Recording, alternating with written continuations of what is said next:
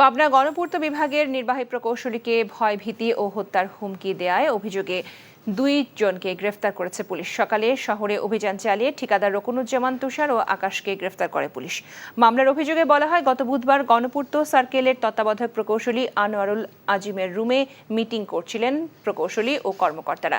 এ সময় রাজীব ও তুষারের নেতৃত্বে 14-15 জন রুমে প্রবেশ করে ঠিকাদারি কাজ নিয়ে নির্বাহী প্রকৌশলী মোস্তাফিজুর রহমানকে জিজ্ঞাসাবাদ শুরু করে এবং অনৈতিকভাবে বিভিন্ন ঠিকাদারি কাজ দাবি করেন। দাবি না মানায় নির্বাহী প্রকৌশলীকে গালিগালাজ ও মারধরের চেষ্টা করেন। এ সময় অন্যান্য প্রকৌশলীরা বাধা দিলে তাদের সবাইকে প্রাণনাশের হুমকি দেন তারা। এই ঘটনার ভিডিও ফুটেজ সামাজিক যোগাযোগ মাধ্যমে ছড়িয়ে পড়লে গতরাতে তত্ত্বাবধায়ক প্রকৌশলী আনোয়ারুল আজিম বাদী হয়ে মামলা করেন।